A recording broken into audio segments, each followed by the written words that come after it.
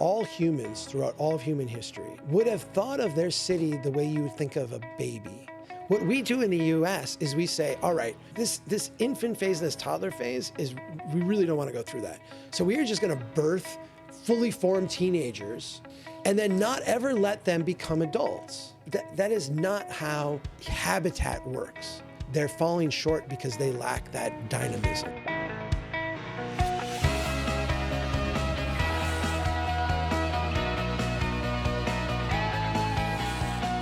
You're listening to the NEI Pioneer Podcast, where we showcase and share the authentic stories of Northeast Indiana. Today, we have taken the podcast on the road, and we are currently at NEI's Strategic Development Council's Housing Symposium. This episode will be a continued conversation on the topic of housing. Last episode, we had Heather, who is a local housing expert, and today we are featuring the keynote speaker of today's event, Charles Marohn. Charles is the president and founder of Strong Towns, as well as a best-selling author. Strong Towns is a media advocacy organization that seeks to have their approach be the default way that every city, town, and neighborhood pursues growth and development. Charles is best known for his keynote speaking, his Strong Towns podcast, and the writing that he's done in books and articles. He has already brought so much insight at today's Housing Symposium, and we are so excited to bring you into that conversation here. So with that introduction, let's jump into the podcast. Hello and welcome to the NEI Pioneer Podcast. Today I am your host, Ryan Twiss. I am here with my co-host, Jonathan Sackett.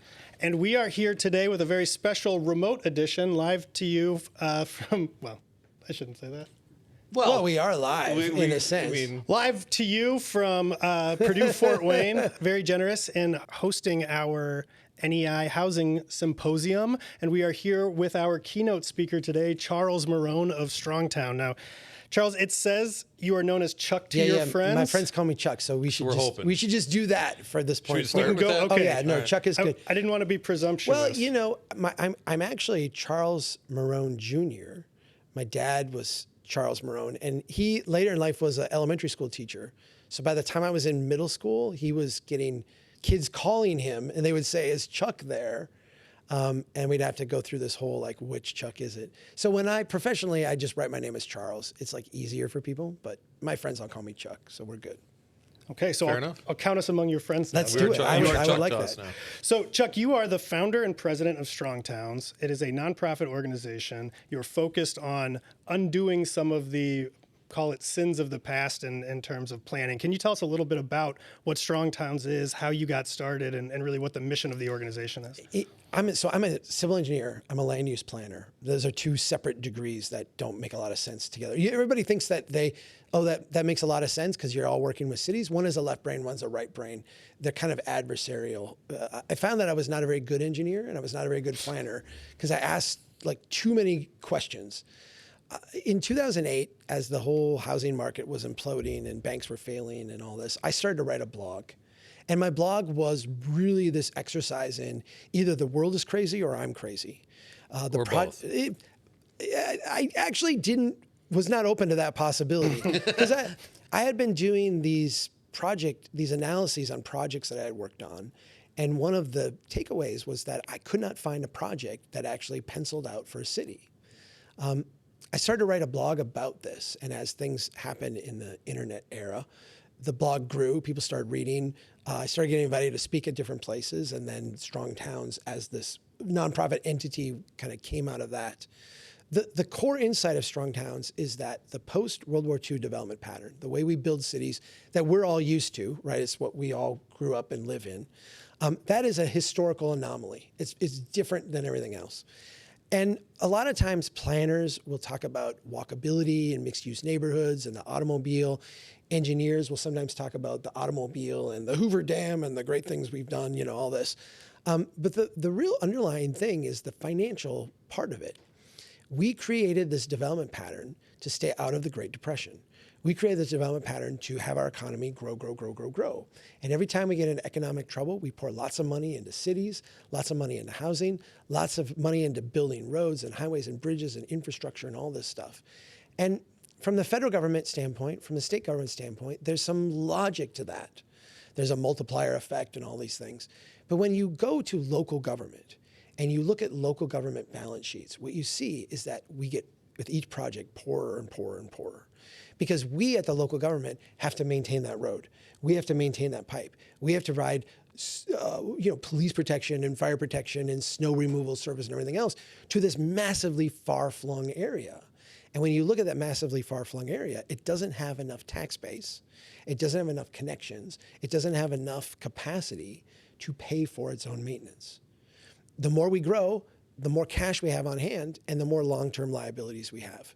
And one of the things that we struggle with today universally across North America is that our cities are drowning in debts, drowning in obligations and liabilities, and don't have enough tax base to actually meet those obligations.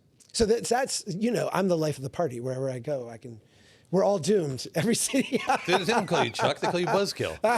No, but you just got off the stage. Yeah. You were up there for a little over an hour, and in front of 200 plus people. Okay, so I see that your momentum is rising, right? I mean, it seems like this is carrying over. You're going. Well, dude, like a decade ago, I would show up in a city like this, and there'd be 5 people, and we'd have a nice conversation. Yeah. And now, every. I mean, I am on a speaking tour. I'm going to Colorado this afternoon. I'm, scheduled really into January, and there will be hundreds of people every place we go. And you're leaving here and going to Colorado. To Colorado tonight. Today. Yeah. So people are hungry for this because I think a lot of what we're talking about is obvious to people. It's just not commonly described.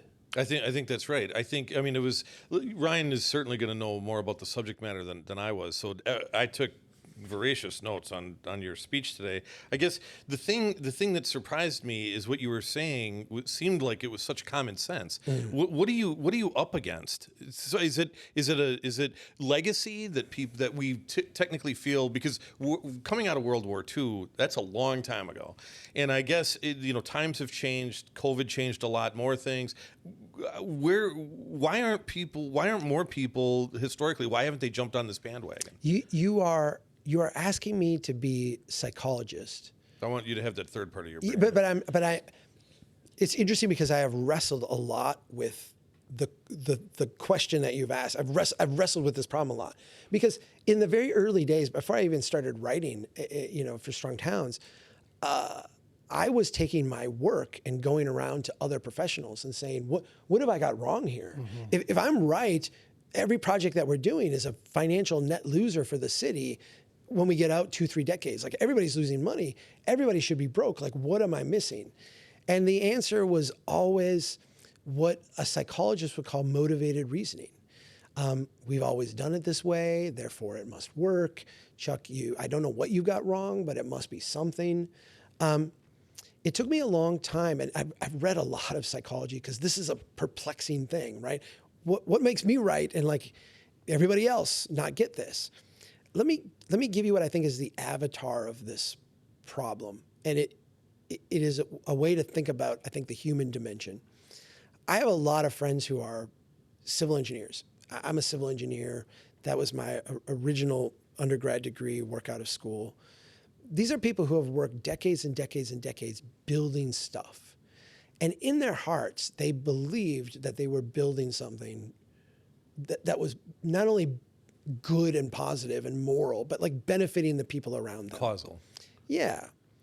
To go to them and say, hey, you've spent a 40-year career building these stroads that we call them, or building this infrastructure that's actually making the community you serve worse off. We need to change how you do it. You're asking them to, in a sense, look at their own lives not as worthless, but as like destructive, like reconsider everything they've done. And even when you give people hard data, that's a really tall ask. At the end of The Origin of Species, Darwin actually addresses this. And he says, look, I've done all this work. I've created all these insights. I put together this huge book full of data, full of stuff, and I'm giving it to the world. I know what's going to happen. I'm going to be rejected. I'm going to be laughed at. I'm going to be lampooned. No one's going to want to believe this. But trust me, one funeral at a time, this generation of people vested in this approach are going to go away. People are going to come into this profession, for him biology, for me city building, looking for solutions to the current set of problems, and they will discover what I have written, and they will do things differently. And I think we have to look at it that way, as this is the intersection of, I think, what is natural and human, the desire to want to look at what you've done that you thought was good as good, but that kind of situations and generational shift is creating this momentum as much as anything else. It seems like it's more of a social momentum then. We are a social movement. I mean, we if I thought, and trust me, I thought in 2008 that if I just showed other technical professionals how this didn't work financially, that they would look at that and say, well, my gosh, that's compelling. Let's change what we do. That was one of the most naive things I've ever thought, right? Like that was really dumb. We recognized as a movement early on, or we recognized early on that we needed to create a movement for change, and that movement had to be a cultural conversation. It had to actually give people language to be able to speak with their neighbors about things so that we could change people's base assumptions and understandings about the places we build. The way that we've designed cities since World War II has been kind of anomalous in history. Yeah, it's a blip in human history. Right? So has there been a traditional path prior to that if it had been followed might lead us to more sustainable kind of societal developments? Or when you think about that, did that blip change something globally in such a way that this is now just the new course that we have put ourselves on, right, wrong, or indifferent? That is a great question. A lot of the answer to that comes from an understanding of complexity science. Complex systems adapt and evolve over time.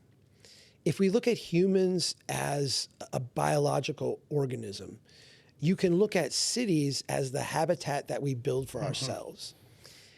You can look at things like ants and recognize that ants build ant hills and ant mounds as their own habitat. Rabbits build, rabbit warrens. Bees build beehives. We can look and recognize that in nature, these individual species build their own habitat. And you can look how those habitats evolve and change and are meant in a fractal way to adapt and grow. We can see the same patterns in cities historically. Even in the 19th century in the United States, up until the early 20th centuries, cities would begin very small. There's old, paintings of Manhattan that were just like little shacks all over the place, right? And then you start to get into the photographic age, and you can see these streets that we know today as like these grand places were at one point like intermediate intensity buildings. Places would build up slowly. They would be torn down and rebuilt. There was an incremental up and incremental out kind of approach to it. If you think of a culture under a petri dish, this is how our habitat was assembled. In complexity theory, in the study of complexity, what you see is that there's a phase shift between complex and complicated. A complicated system lacks the ability to evolve and adapt. There might be lots of things going on, thus the complicated nature of it, but it's not dynamic and adaptive. That phase shift happens when the complex system has an abundance of resources. So if you give a natural ecosystem lots and lots of whatever it lacks, it needs, right? You give fox like a gargantuan number of rabbits to hunt. They become lazy. They stop being crafty fox because there's no cost to go out and get a rabbit. And if there is, there's another one right there. Like I don't have to worry about it. And so they stop evolving, stop adapting. We poured so much resources into cities that they lost their complexity. And the actual pattern that we had said, yes, very complicated, lots of stuff going on, but no adaptation, no evolution, no change. It's enforced stasis. The development pattern shift is one from complex and adaptive, and then you see that all throughout human history, up to the 20th century, where an abundance of resources made us, uniquely here in North America, lose our ability to adapt and evolve. And so we build cities we build neighborhoods all at once to a finished state. They are, done. I'll look in the camera. They are done, like world without end. I do this. I'm a Catholic. It's like, I bestow on you like this finished thing. You are complete. And no civilization in all of human history And really very few civilizations outside of US and Canada and bits of Western Europe look at their cities in this way, where we build it and then it is done. So if we could build on that, since we are here today at the Northeast Indiana Housing Symposium, something you said in your keynote that really stuck with me was the idea of the starter home. And if you look at some of these neighborhoods that were built, they were not the finished product as you just described. Can you expand a little bit on that for some of our audience who may not have been here for your presentation? Well, there's two aspects to this, and one is very human and one is like the physical realm we build. From a human standpoint, you have to be able to get started somewhere. And most people can't start in the middle. They've got to start at the bottom and work their way up. The myth and I don't say myth as a bad thing, the story we tell ourselves about ourselves, that's a myth, right? The story we tell ourselves about ourselves is that we have a dynamic society where you can pull yourself up by the bootstraps, work your way up and build something, the American dream, right? That is very true in traditional development patterns, where you could start with a very small home. You could start with a very small lot. If you think about a dynamic, evolving city of the pre-20th century make, if you were poor, you would move to town and you would buy a really cheap lot out on the edge of town. And you would build a little starter home, something that would be 400, 500, 600 square feet, a tiny little cottage. 2-bedroom, 1 bath. Yep. If maybe 2-room, 1 bath, Yeah, right? sure. Like you had a kitchen, dining room, living room in one, little tiny table like this, and then a bedroom with a bathroom. Yeah. And there might be 4 people staying in that bedroom, right? I mean, this was very Spartan kind of thing, but it was yours and you would get started with it, right? It was a place to get started. Over time, some dynamic things would happen. If the city was successful, and that was going to be predicated on you and your neighbors and a whole bunch of other people making it successful, if the city was successful, the city would continue to grow. It would continue to grow incrementally out, and things would continue to thicken up and become more intense. The middle of town would become even more valuable because in those days, everybody walked. And so the closer you were to the middle of town, the more valuable your place would be. Well, think about starting out on the edge and then 2 decades going by of incremental growth. All of a sudden, you're not out on the edge anymore. You're closer to the middle. Yeah. Your property by its very geography is now worth more because the city has grown. At the same time, your property has thickened up because you were in this tiny little house. You had a starter job, you were working for someone else as an apprentice or whatever it was. Now you've got some savings, you've got something more substantial. You put an addition on the back. You took your weekends and put a second story on. You've got a couple kids now, you're building it out. Maybe you put a home-based business in on the side. You've got a neighborhood that is thickening up.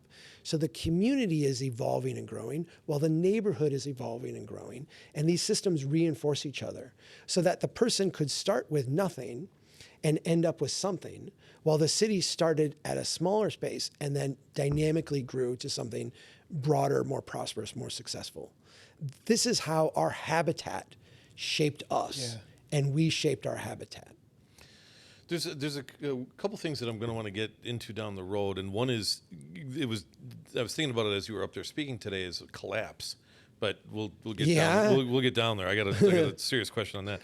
But I did want to talk about, while we're talking about this, your book, Escaping the Housing Trap. Yes. And one of the things that really resonated with me was you had a slide up there that said solving the housing crisis, up or down, and there's a 50-50 split on that. Can you talk a little bit about your? I'd hate to call it a theory because it sounded like it was a little bit stronger than a theory, but there's a debate on both ends of the scale. And if you wouldn't mind talking about that, because I thought that was really fascinating, because taking the price of housing down has a different ripple effect than taking the price of housing up. And just before you answer that, just to put extra color spin on that, because Jonathan and I actually spoke about this before you were able to come in the room. One of the slides that I found most compelling in your entire presentation was describing housing as an investment that happens to also serve as shelter. Yeah. So by the way, So this is the thing that we found very early on talking about housing is we would say to people, is there a housing crisis? And everyone's like, yeah, there's a real housing problem. And you say, well, what should happen to solve that housing problem? Do we need to have active policies to make housing prices go up? And about half the people would say, yeah, that's exactly what needs to happen. Housing prices need to go up. And then the other people would be appalled. Like, what are you talking about? And you say, well, do we need to have active policies to make housing prices go down? And the answer of the other half was, absolutely, that's what needs to happen. And this could be in the same community. In the same neighborhood, right? Like you are, okay, let's take two people living in one house, right? You've got a grandparent and a grandkid living in a house together. The grandparent needs the value of the house to go up. That is their nest egg, that is their equity, that is what all of their, their biggest investment, their biggest amount of wealth. If the value of the property goes up and then they sell or, cash out some of that equity or do whatever, that's how they're planning on passing on wealth to their kids. That's how they're planning on paying their medical bills, like whatever it is, that's their investment. The grandkid living in the same house, it's like, I need prices, I can't afford any of this stuff. I need prices to come down dramatically so that I can get in a home. That is a reality within the same household. And so you take that and you put that across society, and you recognize that if you have crossed the barrier into home ownership with equity, so not home ownership where you don't have equity, which there's this huge division of people who have lots and lots of equity and people who don't. And when you look at the financial statistics, there's a lot of people who will argue, well, the housing market is much stronger today because we have way more equity. People who own the houses have way more equity. You actually see this bifurcation where a lot of people have a lot of equity and then a lot of people have no equity, and not a lot of people who are sitting in that middle space. You're either really, really stretched tight where you've squeezed every bit of equity out of your house in order to stay in it, or you've been lucky enough to be in the house a long time and then built up a ton of equity. Those two different profiles, not to mention the people who are outside of the market who would like to get into the housing market, have very different views on what they want housing prices to do today, because it has a direct impact on the next 6 months, 6 years of their life. Well, so then the question then is that a product or a symptom? Well, it is a symptom of this larger problem. And the larger problem is that housing in our macroeconomics does not function as shelter for people. Housing functions primarily in our economy today as a reserve investment for the entire financial system. Mortgage-backed securities, which is a bundling of individual mortgage products that is securitized then, cut up into different stock-like things, sold off. You may buy a security, and so you'll own a tiny fraction of the mortgage payments of thousands of different homeowners. Those, if they're rated AA or above, can be financial security of the highest nature. They are equivalent to treasury notes in terms of bank security. And so banks all over the country are using all of our home mortgages as their underlying security. Yeah. And while some of those might have equity, so prices go down, they don't get kicked out of their homes, a lot of those intermingled with everybody else have no equity at all. They've got, low money down, they're over leveraged, they're, they're struggling with work, what have you. They're very financially precarious. And because of their credit scores and other things and the way we've kind of built and rigged this system, their stuff is intertwined with us, almost like a time bomb at the heart of our financial system. This is why in 2008, when the housing market crashed, you had Henry Paulson, former Goldman Sachs executive, working in the Republican Bush administration, go to Capitol Hill, kneel down in front of Nancy Pelosi and say, we need $1 trillion in the next 24 hours or the financial market's going down. If you would have told me in January of 2008 that the financial market collapsing was one possible outcome of events, if you would have said, what is the likelihood of that? I'm like 1 in a million. If you would have said, oh no, there's a point in time in the next 9 months when that is going to be like a end outcome. I would have said, what an insane financial system we've built. Right. We have built an insane financial system where total collapse is not like a likelihood at any moment in time, but is not a remote possibility. It's become a plausible Yes, scenario. Yeah. and that is because of the way we have largely financialized housing. Hi, everyone. We want to take a quick moment to shout out our podcast sponsors. Now, first, you might be wondering who I am, so let me introduce myself. I am Hannah Hannigan, and normally I'm behind the camera as the videographer, but today I wanted to be in front of the camera to shout out the people who made this podcast possible. Barrett McNagny and Sweetwater Sound are the two sponsors of our podcast, and they're both located in Northeast Indiana. If you don't already know who they are, let me introduce them to you. We're going to start with Barrett McNagny. As Fort Wayne has grown, the Barrett Law Firm has grown with it. Founded in 1876, Barrett McNagny is one of the oldest law partnerships in Indiana, and it's among one of the largest just in Northeast Indiana. They have the breadth of experience across a wide range of practice areas to provide you trusted legal counsel where and when you need it. And Sweetwater is actually the one we were able to purchase most of our audio and video gear from to make this podcast. So if you like how this podcast sounds or how it looks, be sure to check them out. Sweetwater, the nation's largest, and I would also add friendliest destination for music gear, is also your one-stop shop for all things podcasting. From audio interfaces, recording software, mixers, microphones, cameras, and lighting, Sweetwater has everything to get your podcast up and running. Enjoy personalized gear advice from their dedicated team of sales engineers, as well as free technical support to get your podcast connected and up and running.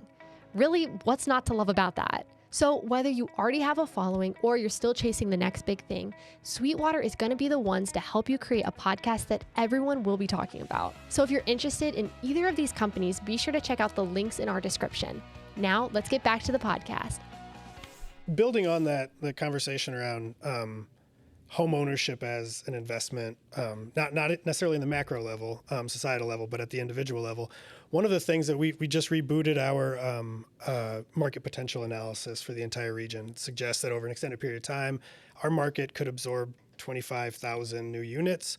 But a lot of that falls on the rental side. And so where we have underperformed as a market in terms of new housing developments has been in that either multifamily or rental. So how do those two conditions kind of jibe, where as a region we need more rental units, but as a today, but as a people, that the quickest way or best way to build generational wealth is through home ownership. 25,000 rental units, like what? To clarify, that is across all types of housing units. There is a significant portion of that is in the rental market. I hear these numbers all the time, and the thing about them, and I mean, let's just say this out loud. That's a crazy, like, the idea that we would produce 25,000 units is nuts, right? It's like saying, the thing that you and I need to do today is to travel to Mars. And you'd be like, that would be awesome, but it's never going to happen. So what does reality actually look like? And to me, that is a more interesting question. I see these studies all the time, and it says, here's what needs to happen to make this work. And you're like, well, that will never, ever, like, I can't envision a way that would happen. The problem is, when we look at a number like 25,000 total units, or we look at like a sub part of that of rental units, and we need, a lot more rental units, I feel like that set of solutions that we have created for ourselves are fully constrained by the market as we've set it up. So could we build, let me just throw it out, could we build 10,000 accessory units in this region? Could we do that in the next 10 years? Easily we could do that. Yes, absolutely we could do that. What we couldn't do is finance them in the current way we do them. We couldn't actually find the builders to build them because they're doing other things. We would have to change our permitting process. We'd have to do a whole bunch of stuff. So we can't, we could do that physically. We've got the room, we got the space, we got all this. If we say, nope, we're gonna build the same products that we're building now. So single family homes out on the edge with huge commitments of infrastructure the whole way, or random kind of infill apartment-y buildings, things that would be 3, 4, 5, 6 stories, things that make like good financial products for people. we're going to build those in kind of these random neighborhoods going through traditional permitting processes and all that. Again, you run into kind of a self-imposed limitation on those. There's just so much friction in the system for being able to do that. Now, I think the interesting question now is that friction a feature or a flaw? If the goal is to have 25,000 units, that friction is a flaw, right? It's a huge flaw. And to me, I think if we can speak that, identify it, we can, be open to different approaches. But if you're part of the financial system, that friction is a huge feature. Because what that friction does is it makes the market less able to respond locally to a huge gap in between supply and demand. And it makes it more responsive to the levels of capital that we can push into the market. And if you're interested in these as financial investments, you want prices to go up. You want that constraint in a sense. Well, so do you think now we're getting into it here? Do you think that because of the study that Ryan's talking about, do you think that typically, because you disagree with the studies, a lot of these studies that you're seeing, it sounds like I find them nonsensical, I think, is what I'm saying. I don't disagree with the underlying, like, here's the need we have. Yeah. But it's like saying, you're only allowed to eat pizza. And you've got now like diabetes and obesity and like all these problems.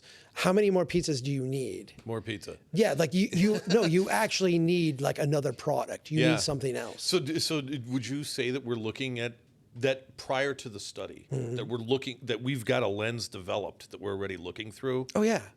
Really? Right. I mean that is, yeah, because we're human, right? Like this is force of habit, blah blah blah. Right, well, just like, okay. Let me steelman the critique of what I've just said, right? The critique of what I just said is like, Chuck, the system that you want to see happen does not exist. Mm-hmm. And so like we can do a housing study based on building accessory units, based on building, starter homes, based on having the person with 4 spare bedrooms convert one of them into a rental unit. We can write a study on that, but we have no mechanism to build it. So why write that study? Why do that? And that's a fair critique. That's a fair criticism. My response is, okay, you've written a study for something that we will not build. That is just as worthless as something that we're not prepared to build. I would rather have that conversation about, okay, how should we be meeting what is an obviously big demand? How do we create the feedback mechanisms so that we actually provide enough?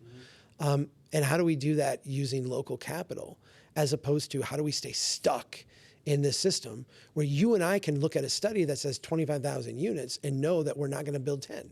Right. Well, you're coming here from Minnesota, and I spent a number of years there, as you know. And now we gave you that hat, so you're going to take that home to the kids. I will, because I'm a University of Minnesota graduate. My wife is too, and my daughter is now at the University of Minnesota. I've got another one in high school. Maybe I'll get her to come to Purdue. I'll float that. Well, we'll see what we can do. I think having spent enough time in Minnesota, my question is, what should I call it? Your theory? I don't know, the way that you're talking. Well, about it's a strong house analysis. Okay. I mean, I think it's important to recognize that traditional housing analyses tend to be one of two things. They tend to either be kind of Wall Street focused and Wall Street driven, which is very top down, or they tend to be kind of housing advocacy driven, which is based on the charitable aspects of providing people housing, which I'm not suggesting is not important or not like needed, but it has led to some of like the worst housing catastrophes in this country. Oh yeah, but the question then is because having lived all over the place, including Manhattan, how do you take this notion or way of thinking about it and go from a rural build community in Indiana to Manhattan where you can't build? So Manhattan's, to me, one of the most fascinating places in the country. And if you get out of Manhattan into Queens or Brooklyn, you actually see more of this. I would argue that New York is the most dynamic city in the country in terms of its housing building. And I realize that, there are people who say, well, there's 11 million people in New York today. New York could easily have 30 million people if they just build enough homes. I've had that argument with people and like, okay, maybe. I doubt it. But what you do see in New York is you don't see in any other city, really, not even San Francisco and Chicago, is you see buildings reaching their obsolescence, being torn down, and then rebuilt and reimagined as something else. Right. We treat the idea of a knockdown as a dirty word. Yeah. But the reality is that this organic, complex system of building cities, that was always a feature and not a flaw. Let's go way back to like the beginning. You're founding a city. You're building little pop-up shacks, buildings that literally like are just made out of the wood that's around you. These buildings are going to last 10 years. They're going to last 15 years max. And then they're going to be worthless. You're either going to build a pop-up city that goes away, like a man camp at a mine, right? Yeah. Or you're going to build something where as those buildings decline, there's enough there's enough stuff going on there where people would buy that building in decline, or the person who owns the building in decline would justify being able to build something more substantial. That is a teardown. Yeah. That's tearing down and building something bigger. And the only way you justify that is if the land values are going up, if the place is becoming more valuable. The way the place becomes more valuable is more people move to it. It starts to grow. The center of town becomes more and more valuable. The closer you are to the center becomes more and more valuable.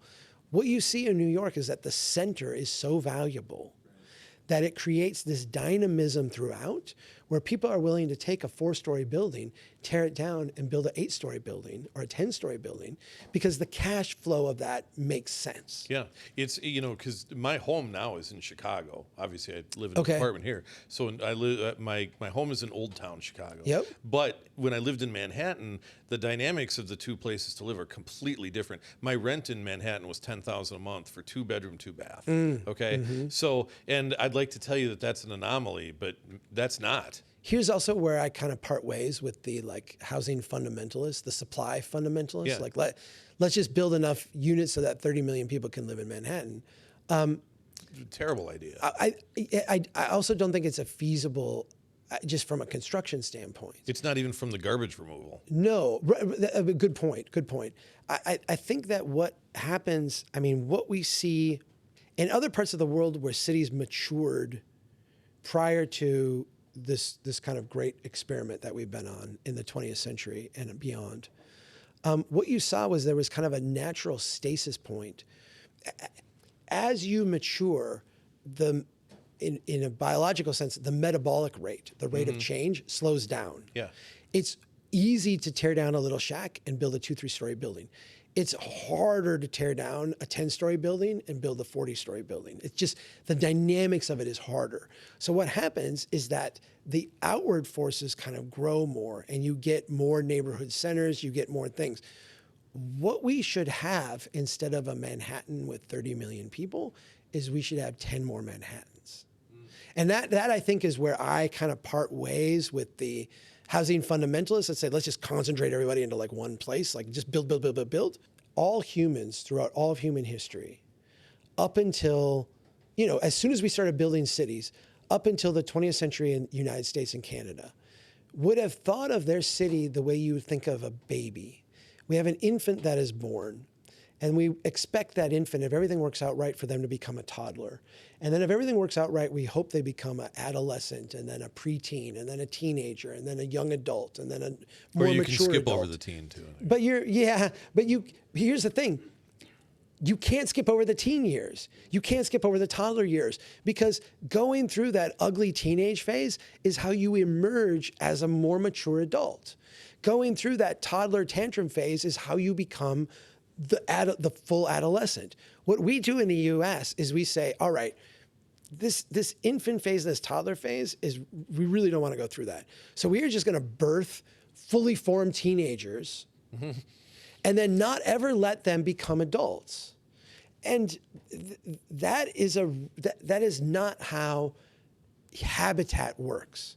That's not how we work. That's not how our cities work. And as much as our cities are designed to reflect us and kind of make us the best selves that we are, they're falling short because they lack that dynamism. Yeah. But New York has more than any other place. So as I look at a lot of the communities here in Northeast Indiana that have been really investing in their residential developments, and I will, in defense of our housing study that did just come out, those 25,000 units are spread across second story, downtown developments, talking about infill housing, so all types of the AUDs, as we have talked about, so all types of units. So it's not just a single family kind of development. But what these local communities specifically have been investing in is how can they, and I'm trying to fit it into the analogy that you were just using, because I like that a lot, without skipping a generation or birthing a fully formed teenager. How do they kind of take it to finishing school almost? So to help it get from one phase of life to another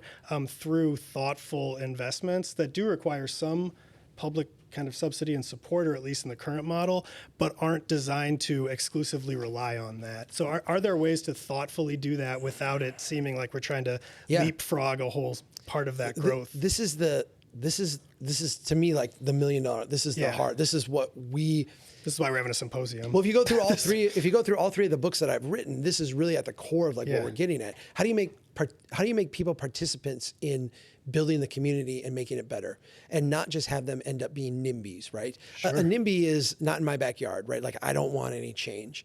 And what our model does today is our model says, we're going to build you to this teenage phase.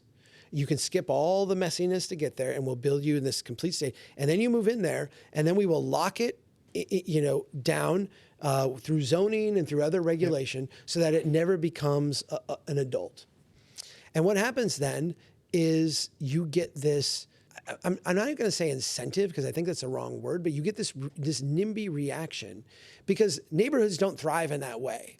They'll survive for a while, but if you build 100 homes in a neighborhood, all within a few years of each other, 25 years later, every home in that neighborhood needs a new roof. All the roofs were built at the same time. They all fail at the same time. Everybody's washer and dryer go bad at the same time. Everybody's siding needs to be fixed at the same time. Everybody's, sidewalk falls apart at the same time. That's why you stagger board membership. Yeah. You don't want to turn over a board all in the same time. You turn over the neighborhood all at once. Yeah. Right? And you know what happens when you turn over a board all at once? Like just volatility, crazy. What happens in a neighborhood is that you have this kind of echo effect, this decline. And in a natural evolving system, that would be an opportunity for someone to come in and invest. So now the neighborhood's gone into decline. It's a teenage neighborhood. Where's the investment opportunity for me to take it and make it a young adult neighborhood? Well, that's not there, because we've taken that away. That's off the table. Zoning says you can't do it. Culture says you can't do it. So the only thing you have two options on the table at that point. One option is stagnation. Let's get the HOA out here. Let's get the city enforcement person out here. Let's make everybody fix their house and do this and mow their yard. And let's do everything we can to try to enforce stasis. Because the other option is decline. The neighborhood falls apart and you just can't stop it. Inevitably, decline is the one that wins out. You cannot force stasis forever. And so we've locked neighborhoods to where they have to decline. This creates the NIMBY situation. Mm-hmm. Because what happens then is that all of this pressure for 25,000 housing units across all this is manifested somewhere.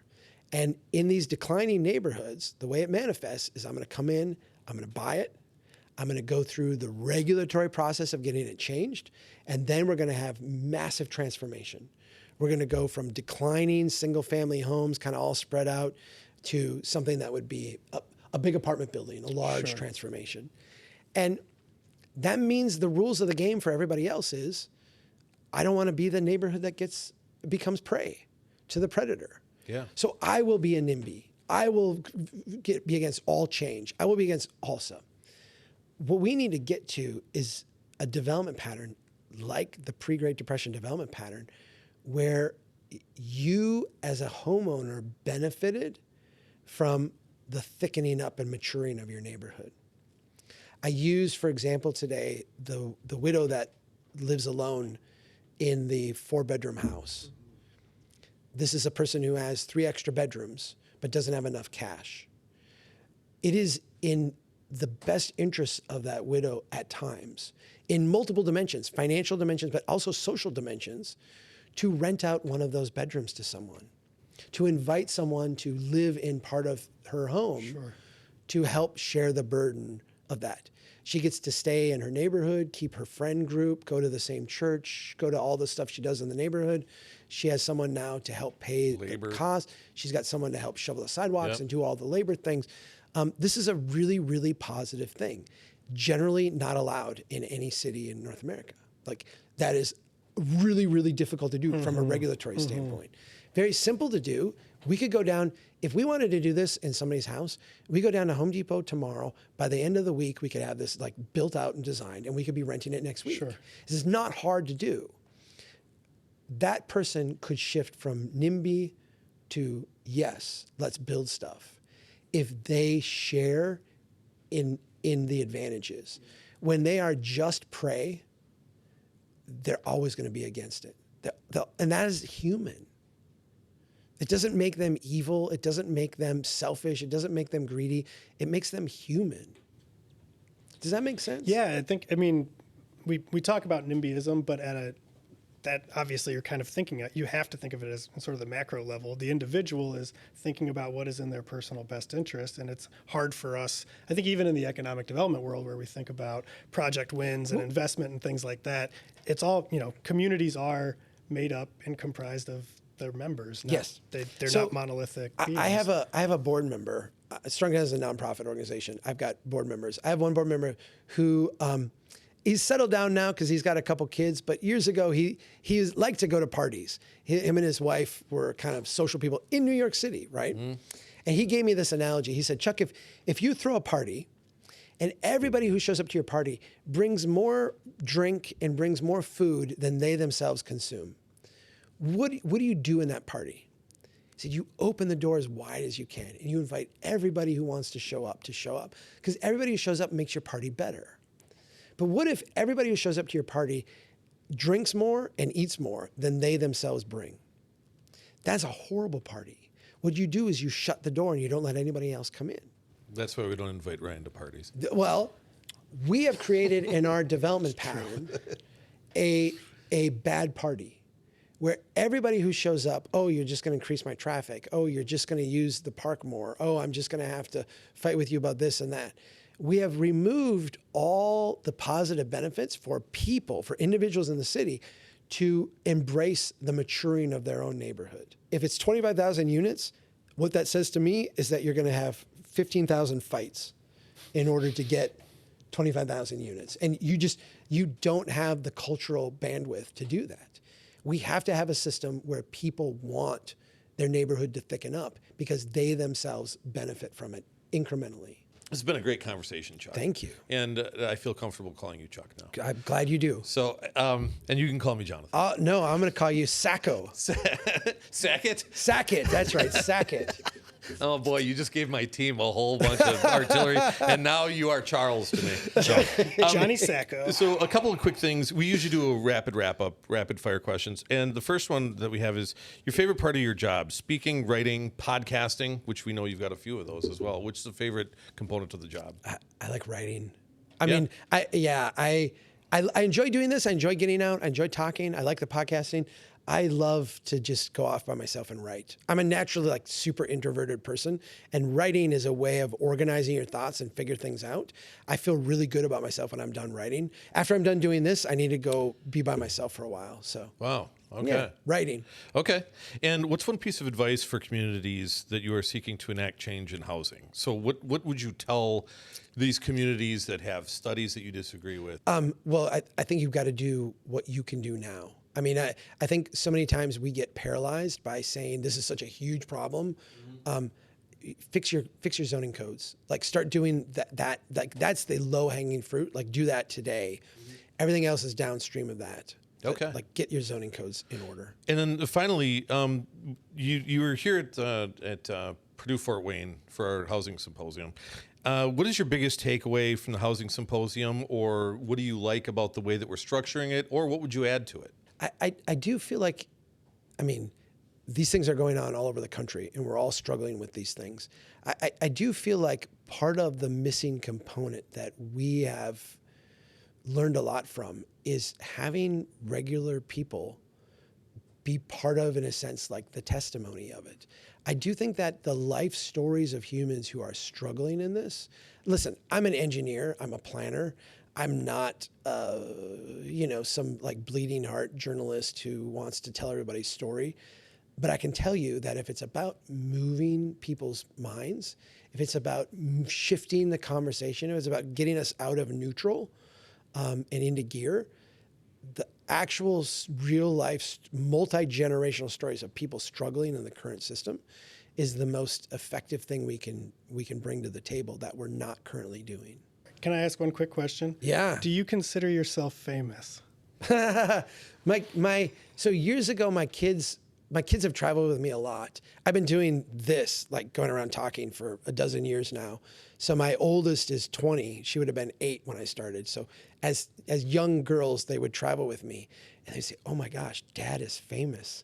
And then they would act like, "Dad, are you famous?" And I said, "I am famous in a small group of people, in a very narrow group of people." So that's how I would answer that. That was question. a plan. I heard that anecdote earlier. You're world famous now, man. Yes, You're in Pioneer Well, Starts here. I'm on your podcast, so There you go. I'm gonna get the bump. But I want to know how people can follow you, get a hold of you. So this whole thing started as a blog, strongtowns.org. We still publish new columns, new articles every day.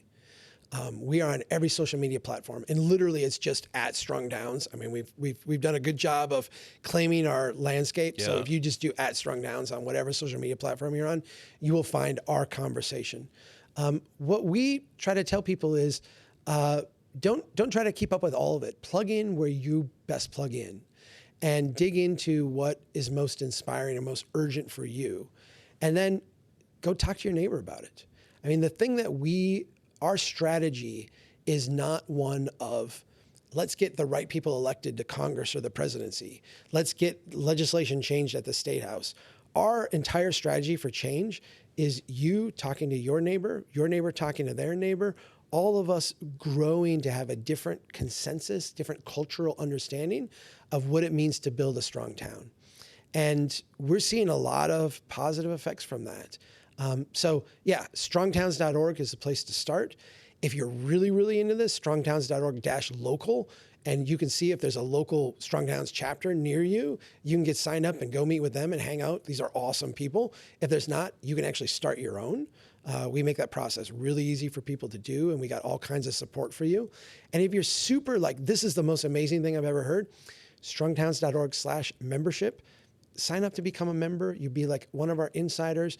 You'll help support us doing this work, and we'll help support you in making your place stronger. Well, Chuck, I call you Chuck now that Chuck, we're friends. thank you. Thank Yes. you so much for being on the NEI Pioneer Podcast. This has been our latest episode, remote from Purdue Fort Wayne. I'm following our housing symposium with our keynote speaker, Chuck Marohn.